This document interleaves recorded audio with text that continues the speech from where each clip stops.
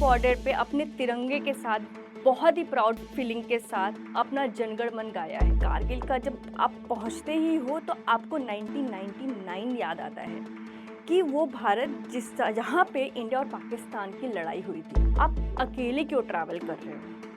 आप आए कैसे मंदिर में अकेले? उनका हस्बैंड ड्रंक हालत में और लगभग बिना कपड़ों में मेरे बगल में पड़ा हुआ था जमीन में। दीदी आप इस घर में सेफ नहीं हो।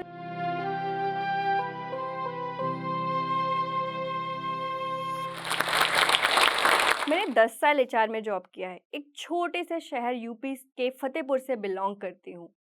लेकिन हमेशा से ये था, जॉब तो जब करना था तब ये लगा था कि लाइफ में कुछ करना है बिकॉज़ जॉब करनी है। लेकिन जॉब करते-करते मुझे लगा कि नहीं, लाइफ में कुछ और भी पर्पस होना चाहिए और वो पर्पस मेरा आया ट्रैवल से। हेलो, मेरा नाम शिप्रा है। मैंने इंडिया के 7 बॉर्डर टच किए हैं और वर्ल्ड रिकॉर्ड बनाया है। कैसे? मैंने इंडिया के 7 border by public transport travel किए हैं अकेले। जर्नी स्टार्ट होती है मेरी वर्ल्ड रिकॉर्ड की जब मैंने कारगिल विजिट किया था लास्ट ईयर। सेम टाइम में 15 अगस्त के टाइम में जब मैंने कारगिल विजिट किया, एक अजीब ही और अद्भुत मुझे सिनेरियो देखने को मिला वहाँ पे। एक भारत जो मेन लैंड हम जिसको कहते हैं, उससे बहुत ही अलग था कारगिल का मेरा एक्सपीरियंस। गई थी तो मैं घूमने के लिए, क्योंकि वहाँ के बच्चों का एक्सपीरियंस मैंने सुना था कि बहुत ही ज़्यादा ब्राइट होते हैं। एंड उसके बाद जब मैं आगे गई तो जब मैं वहाँ के एक लास्ट विलेज, हुंडरमन विलेज जिसे कहते हैं, वहाँ पे विज़िट करने गई। एक इंटरैक्शन हुआ मेरा वहाँ के एक पोर्टर से, जो कि बेसिकली देखा जाए तो वो एक लास्ट विलेज था इंडिया पाकिस्तान बॉर्डर का। मैं इस बात से ही बहुत ज़्यादा सरप्राइज़ थी कि हमारा भारत की सेना के जो नौजवान हैं, वो 18,000 17,000 फीट की हाइट से कैसे रहते हैं। उस पे वो -40 डिग्री के टेम्परेचर पे लड़ाई लड़ते हैं और 24 आवर्स तैनात रहते हैं। बहुत डिफरेंट है ना हमारी लाइफ, जो बेसिकली एक 9 टू 5 की जॉब में चल रही हो, और ऐसा एक जवान जो सर्दी गर्मी को पूरी तरह झेल रहा हो और वहाँ पे लड़ कर के हमारे लिए एक सुरक्षा का मापदंड क्रिएट कर रहा हो। अलग है, बहुत अलग है। कारगिल जैसा एक सिनेरियो होता है, बोलते हैं कि कारगिल का जब आप पहुँचते ही हो तो आपको 1999 याद आता है कि वो भारत जहाँ पे इंडिया और पाकिस्तान की लड़ाई हुई थी। अभी जस्ट 26 जुलाई को हमने 24 साल उसके पूरे किए हैं। कारगिल की उस मैदान पे जब मैं पहुंची तो मुझे वहाँ पे बस दिख रहे थे, लेकिन जब मैं वहाँ के लोगों से बात कर रही थी तो मुझे पता चल रहा था कि इसी मैदान पे कभी तोप के गोले गिर रहे थे। लोग कैसे दीवारों के जाके पीछे छुपते थे और कैसे वेट करते थे कि कोई गोली आकर के उनको मार न दे। बहुत गूज़बम्प्स देने वाला था वो मोमेंट मेरे लिए। और ऐसा फ़ील कर पाना कि ये लोग हमेशा उस मोमेंट पे रहते हैं जहाँ पे कभी भी ऐसी वॉर आ सकती है, क्योंकि वो बॉर्डर है, हमारा बॉर्डर। मैं ऐसी ही बॉर्डर की जर्नी के दौरान जब उन पोर्टर पर्सन से मिली जो कि मुसलमान थे, लेकिन इंडिया के लिए, वो नौजवानों के लिए तत्पर के साथ काम करते थे। क्या करते थे वो? मैं बताती हूँ। एक ऐसा चोटी था, 18,000 फीट की हाइट का चोटी, जो कि मैं देख पा रही थी, और वो बोल रहे थे कि वो वहाँ पे पानी पहुँचाते हैं। मुझे लगा शायद हफ्ते में एक बार पहुँचाते होंगे। इतना टफ तो वो जॉब है, बिकॉज़ नीचे से वो ऊपर पहुँचने की जर्नी मुझे ऐसी लग रही थी जैसे 3 दिन 2 दिन तो लगते ही होंगे। लेकिन जब मैंने उनसे पूछा कि आपको कितना टाइम लगता है? कितनी बार जाते हो? जस्ट सडनली मैंने पूछ लिया। उन्होंने ऐसे जवाब दिया, मैडम जी 5 बजे चढ़ना स्टार्ट करता हूँ, 6 बजे तक तो पहुँच जाता हूँ। मैं शॉक्ड थी कि क्या बोल रहे हैं ये? 5 बजे से स्टार्ट करके 6 बजे तक पहुँच जाना, मतलब it is mentally and physically so challenging. And एक जो थॉट प्रोसेस मुझे स्टक किया कि जहाँ हम भारत में हिंदू मुसलमान की इतनी लड़ाई लड़ रहे हैं, वहाँ पे एक पर्सन ऐसा है जो एक सिंपल पर्सन भारत के नौजवानों के लिए रेगुलर बेसिस पे मेहनत करके पानी लेके जा रहा है। कुछ डिफरेंट हुआ शायद मेरे साथ उस दिन। वापस आ तो गई मैं, मैंने वही अगेन ऑफ़िस जॉइन कर लिया। मुझे ऐसा लग नहीं रहा था कि मैं कुछ कंट्रीब्यूट कर रही हूँ, किसी की लाइफ़ में कुछ ऐसा मैसेज और चेंज लेके आ रही हूँ, जो वहाँ से मुझे मिला था, जो एक सिर्फ़ पोर्टर पर्सन से मिला था। उसी दौरान एक मैं कारगिल की जर्नी के दौरान मैं एक पर्सन से भी मिली थी जो अली करके थे, जो कि भारत और पाकिस्तान के युद्ध के बारे में बताते थे।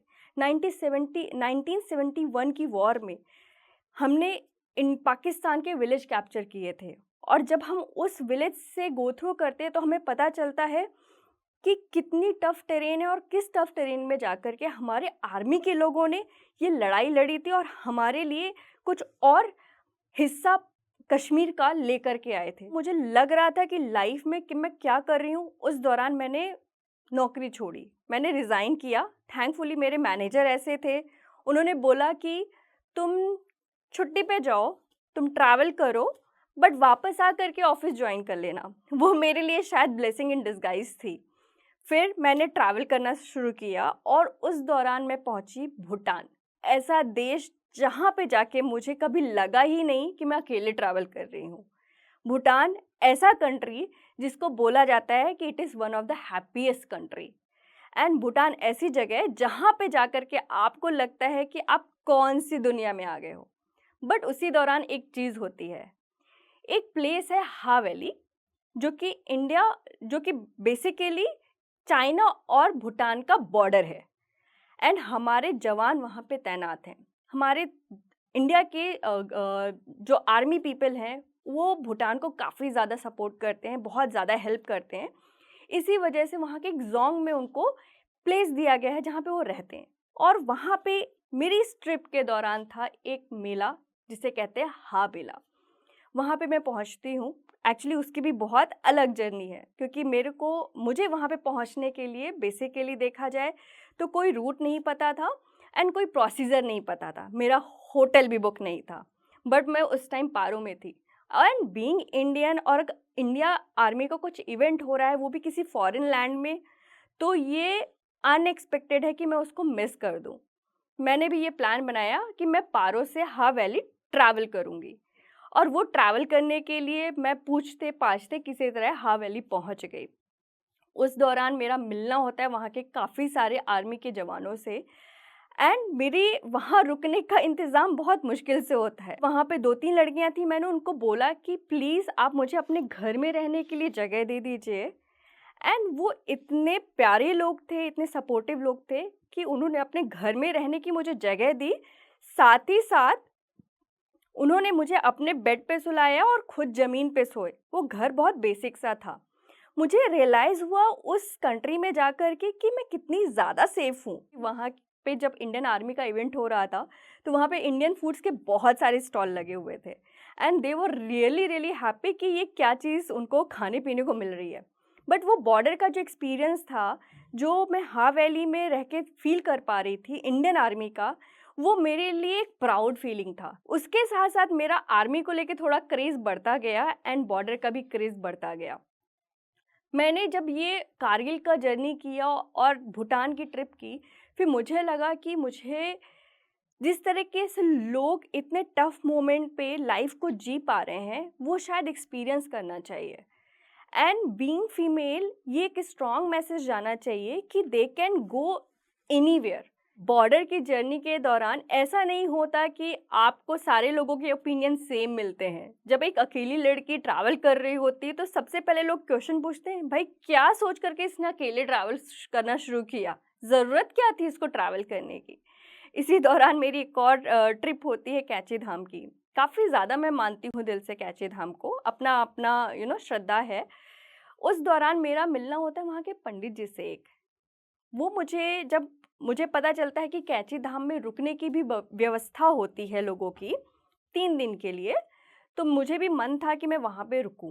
कैची धाम में लोगों के रुकने की व्यवस्था है, चाहे वो फैमिली मेम्बर हो, चाहे सोलो मेल ट्रैवलर हो। मुझे ये बात नहीं पता थी कि सोलो फीमेल ट्रैवलर के लिए वहाँ पे कोई जगह नहीं है। इस दौरान अभी रिसेंट के मेरे ट्रिप के दौरान मैं पहुँचती हूँ कैची धाम। वहाँ के मंदिर के प्रबंधक जी से मैं रिक्वेस्ट करती हूँ कि मुझे रुकना है मंदिर में। वो बोलते हैं एप्लीकेशन चाहिए जो कि प्रोसीजर वाइज़ है, मैं समझती हूँ। मैंने कहा एप्लीकेशन मैं अभी लिख कर के दे देती हूँ। तो उन्होंने बोला कि ठीक है बट अदरवाइज़ एप्लीकेशन आपकी हमेशा कोरियर से आनी चाहिए। फिर जब उन्हें ये पता चलता है कि मैं सोलो ट्रैवल कर रही हूँ, तो सबसे पहला अमेज़ कर देने वाला क्वेश्चन मेरे पास आता है, "आप अकेले क्यों ट्रैवल कर रहे हो? आप आए कैसे इस मंदिर में अकेले?" ये सुनकर के मुझे धक्का लगता है क्योंकि मैं ऐसी पर्सन रही हूँ जिसने कभी किसी मंदिर में या किसी गुरुद्वारे में डिफरेंस नहीं फ़ील किया होता और जिसको लगता है कि वो हर जगह जा सकती है ऐसे मंदिर और कहीं भी प्रांगण में जहाँ पे एक भगवान की भक्ति है और वहाँ पे वो सेफ फ़ील कर सकती है। मैंने बोला कि मैंने तो अकेले बॉर्डर भी ट्रैवल किया है। उनका रिप्लाई आता है, "आप अकेले चाहे दुनिया के किसी कोने में चले जाओ, मंदिर क्यों आप अकेले आए?" ये सोच मुझे सोचने पे मजबूर कर देती है। आपको लगेगा कि ऐसा क्या गलत कर दिया हमने? सेम मुझे भी वही फ़ील हुआ। ख़ैर बिकॉज़ मेरा एक कॉन्फिडेंस काफ़ी टाइम से ट्रैवल करने की वज़ह से बिल्ड हो चुका था, मैंने उस चीज़ के लिए स्टैंड लिया। उसके बाद एक और पर्सन बोलते हैं मुझे कि बुरा मत मानिएगा आप, मेरी 2 बेटियाँ हैं। लेकिन मेरी बेटियाँ जब भी मंदिर आती हैं, वो मेरे साथ ही आती हैं और जाती भी हैं, मेरे साथ ही हैं। मुझे इस चीज़ का समझ में नहीं आया मतलब। फिर उन्होंने मुझसे पूछा, "आपको पता है मंदिर में कपड़े कैसे पहने जाते हैं?" मैंने उसका जवाब दिया, "जी, प्रॉपर कपड़े होने चाहिए।" मेरे कपड़े ऐसे थे कि जैसे मेरी फुल बाँह कवर थी और पैर पूरा कवर था। कुछ भी ऐसा नहीं था जिसको इम्प्रॉपर की रेंज में लेके आया जाए। मैंने कहा, "आप ऐसे सोच के साथ क्यों रिप्लाई किया कि मैं अकेले नहीं जा सकती हूँ? आपको क्या लगता है कि कोई फीमेल को क्या स्पिरिचुअल पार्ट पे या कहीं पे भी जाने पे रोक होनी चाहिए कि वो अकेले नहीं जा सकती है? और ऐसा क्या दिक्कत है कि मंदिर जैसी जगह पे जो सबसे ज़्यादा सेफ जगह कंसीडर की जानी चाहिए किसी फीमेल के लिए, वहाँ पे ही आने को आप बोल रहे हो कि अकेले क्यों आए हो? ऐसी रोक क्यों? शायद उनको ये समझ में आया कि मैंने वर्ल्ड रिकॉर्ड किया है, शायद इस वजह से भी वो उन झुके इस पार्ट को समझ कर के। उन्होंने मुझे बोला, "मैं इस चीज़ के लिए अपने वर्ड्स वापस लेता हूँ।" और बट मैंने जब उनसे पूछा कि क्या मैं अकेले मंदिर में रुक सकती हूँ, कोई व्यवस्था है? उसका उनके पास कोई जवाब नहीं था। मुझे ये सुन कर के बहुत अजीब लगा। आप बताइएगा ये कितना सही है और कितना गलत है? मेरे पास शायद अकेले इस चीज़ का आंसर नहीं होगा। भारत में फीमेल्स कितनी सेफ हैं ट्रैवलिंग के लिए, एक और मैं एग्ज़ाम्पल देती हूँ। मेरे एक ट्रैवलिंग के दौरान मैं ट्रेकिंग कर रही थी हमटा पास के लिए, जो कि करीब 14,500 फीट की हाइट पे है। उस दौरान जब मैं ट्रेक कर रही थी, तो उस दौरान मेरा 3rd या 4th डे में मेरा तबीयत खराब हो जाता है at the height of 14,500 feet की। जब वो तबीयत खराब होती है तो मुझे चॉइस दी जाती है कि आप आगे जाना पसंद करोगे या पीछे आना क्योंकि मेरा ऑक्सीजन लेवल कम हुआ था। मैंने हालाँकि इस चीज़ का प्रेफ़रेंस रखा था कि मैं 1 दिन का वेट करके आगे जाऊँ क्योंकि गिव अप करना मुझे पसंद नहीं था। तो लेकिन मुझे चॉइस दी गई कि आप पीछे जाइए, तो कंसिडरिंग कि it should be a intelligent choice मैंने चूज़ किया कि मैं पीछे जाऊँगी। जो 3 दिन का फर्स्ट 3 दिन का ट्रेक मैं करके आई थी, वो मैंने 1 दिन में कवर करना था। मैं लेकिन वो कवर करके नीचे उतरती हूँ। मुझे चॉइस दी जाती है आप रहना कहाँ पे पसंद करोगे, होटल या होम स्टे। हमेशा एक ट्रैवलर के लिए चॉइस होती है होम स्टे की। मैंने होम स्टे प्रेफ़र किया। पूरा परिवार था, करीब 5-6 लोगों का। उस दौरान रात में एक इंसिडेंट होता है, जिसमें हस्बैंड वाइफ का कुछ झगड़ा होता है। उसका हस्बैंड ड्रंक था, रात को 2 बजे आता है। उसकी नज़रें मुझे पहले से ही अच्छी नहीं लग रही थी। लेकिन फिर भी मैं उस चीज़ को अवॉइड करके बिकॉज़ कि फैमिली है, उस चीज़ को इग्नोर कर देती हूँ। बट रात को वो 2 बजे ड्रिंक करके आता है और अपनी वाइफ़ से कुछ बात करता है। मैं इस चीज़ को थोड़ा-सा इग्नोर करने की कोशिश करती हूँ। लेकिन सडनली कुछ मुझे ऐसा लगता है कि मेरे पैर में कुछ चल रहा है। मैं उन लेडी से जो फैमिली की होती हैं, मेरे बगल में सोई होती हैं, मैं उनको पूछती हूँ कि आप हो क्या? क्योंकि मुझे कुछ अजीब-सा लगा उस टाइम पे माहौल। तो उन्होंने फटाफट जब लाइट जलाई, तो देखा उनका हस्बैंड ड्रंक हालत में और लगभग बिना कपड़ों में मेरे बगल में पड़ा हुआ था ज़मीन में। मेरे लिए ये बहुत डिफ़िकल्ट मोमेंट था, शायद हॉरिफिक था। कोई कोई भी मेरा पास नोन पर्सन नहीं है, मैं सोलो ट्रैवल कर रही हूँ, एक अननोन घर में हूँ, एक अननोन जगह पे हूँ, हिमाचल के एक छोटे से गाँव में प्रिनी करके। और उस दौरान मुझे रोंगटे खड़े कर देने वाले एक्सपीरियंस हुए। बाद में मैंने उन लेडी को बोला कि आप ऐसा करिए, मुझे कोई और रूम दे दीजिए। तो उन्होंने बोला कि दीदी आप इस घर में सेफ नहीं हो, इसलिए मैं आपके साथ सोई हुई हूँ। ट्रैवल ऑर्गेनाइज़र के साथ मैं गई थी एक। सुबह हो जाती है, मैं रिनॉक एडवेंचर का जो ट्रैक लीडर होता है उससे बोलती हूँ, ये सारा सिचुएशन बताती हूँ। वो इतना नॉर्मली उस चीज़ को बोलता है कि ये तो बहुत नॉर्मल सी चीज़ है, इसमें क्या हो गया? मुझे रियलाइज़ होता है कि सेफ्टी को हम कितना कॉम्प्रोमाइज़ कर देते हैं, जहाँ पे लड़कियों को सेफ फ़ील कराना चाहिए, वहाँ पे हम उनको एज़ अ विक्टिम कैसे भी शो कर सकते हैं, थ्रो कर सकते हैं। आई फेल्ट लाइक कि उनको शायद ये चीज़ पहले से पता थी कि ये फैमिली का सिनेरियो कैसा है, लोग कैसे हैं, इसलिए उन्होंने स्टेटमेंट पास किया। ख़ैर, ये चीज़ को लेकर के मुझे समझ में आया कि ये अगर मेरे साथ हो सकता है, तो कल की डेट में कोई और लड़की आएगी, किसी के साथ भी हो सकता है। इसलिए मैंने ट्रैवल का एक ऑर्गेनाइज़ेशन है अटॉय, which is basically a link between government to the travel organisation, basically trekking organisation. मैंने उनको कॉन्टैक्ट किया, उनको पूरा डिटेल दिया। I made them insure, I put them कि आज के बाद कोई भी लड़कियों के ये तबीयत ख़राब हो जाना माउंटेन्स में बहुत ईज़ी थिंग है, बहुत नॉर्मल थिंग है। मैंने उनसे रिक्वेस्ट किया कि प्लीज़ अब की डेट में कोई भी फीमेल अगर ट्रैवलर नीचे आए ऐसी तबीयत ख़राब होने की हालत में, तो प्लीज़ ये रूल बना दीजिए कि एट लीस्ट जो होम स्टे पे रुकना है वो रिकॉग्नाइज्ड हो, एट लीस्ट सेफ हो, सेफ्टी में कोई कॉम्प्रोमाइज़ नहीं हो। अगर आज की डेट में मैं इस चीज़ को सोच करके अपनी ट्रैवल की जर्नी को रोकती हूँ, तो कल की डेट में और भी 10 लड़कियाँ होंगी जो अपनी इस ट्रैवल की जर्नी को रोकेंगी और पीछे हटेंगी, क्योंकि सेफ्टी इज़ अ कंसर्न। कोई भी अनसेफ एनवायरनमेंट किसी को भी आगे बढ़ने नहीं देता। मैं तो नहीं रुकूँगी, क्योंकि मुझे नहीं लगता कि इस जगह पे मुझे रुकना चाहिए, और चीज़ों के लिए जो भी हमारे पास एडversiटीज़ आ रही है, उनसे पीछे हट के खड़ा होना चाहिए। मैं अपनी वॉइस तो आगे रखूँगी। आप क्या सोचते हो?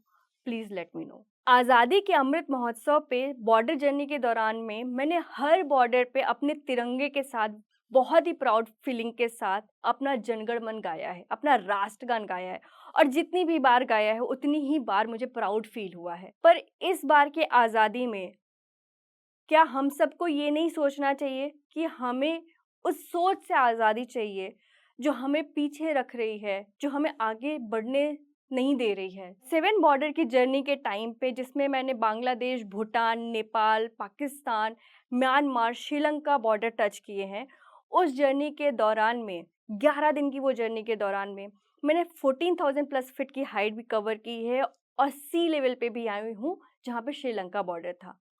तो उस जर्नी के दौरान पे मैंने बहुत सारे लोगों से मिली हूँ, जिसमें काफ़ी सारे लोग अप्रिशिएट किए हैं इस जर्नी को, उनकी सोच में बदलाव मैंने देखा है। उस जर्नी के दौरान पे मैंने उन सब लोगों को मोटिवेटेड देखा है, बट ऐसे भी लोग मुझे मिले हैं जो इस चीज़ को बहुत गलत भी मानते हैं। तो क्या हमारी ये सोच हमें आज़ाद रहने दे रही है? नहीं दे रही है।